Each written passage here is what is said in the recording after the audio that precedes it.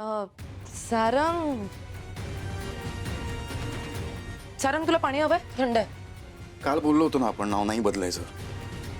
का तू त्या शंकररावांना अट घातलीस? मला ना राहून राहून एक प्रश्न सतावतोय सतत. या एका नावाचा तुला एवढा पुळका का आहे सारंग? मला कळतच नाहीये.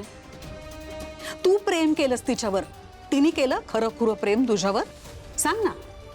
ती गेली ना तुला सोडून? तुझा विचार सुद्धा केला नाही तिने.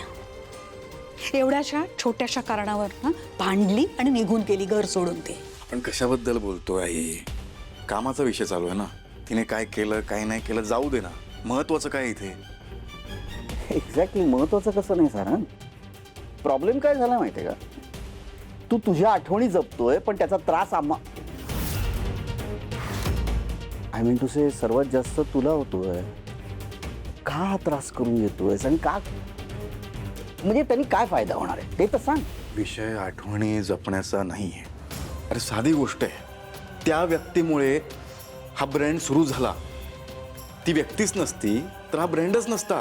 तिने या ब्रँडसाठी खूप काही केलंय मला माहिती आहे आणि तुला पण माहिती आहे. सगळं बोललो आपण. ती गावकऱ्यांची कशी बोलली, काय बोलली, विश्वास कसा जिंकला, सगळं बोललो आपण. मग त्या व्यक्तीला न्याय मिळाला पाहिजे आणि त्या ब्रँडला पण न्याय मिळाला पाहिजे, एवढाच माझा विषय आहे. आणि दुसरी गोष्ट अशी की समजा मार्केटमध्ये अशी बातमी पसरली की आपण सावली हे नाव काढून टाकतो तर लोकांचा विश्वास उडेल. नका करू हे. झालं बोलून तुझं? ठीक.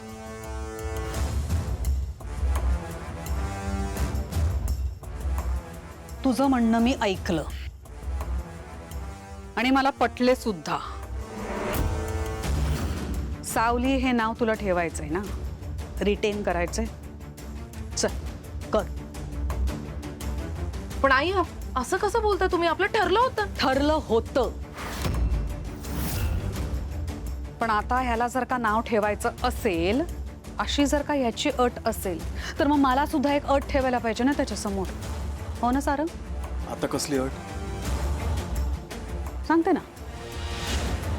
तुला जर का सावली नाव रिटेन करायचं असेल तर मला असं वाटतंय की ह्या प्रोजेक्टवरती तूच असावंस.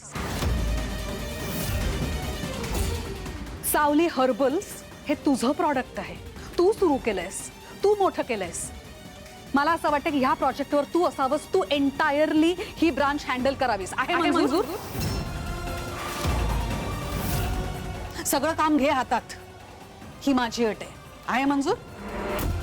नाव बदलू नये असं तुला वाटत असेल तर तुला कंपनीत काम करावं लागेल. आहे का मंजूर?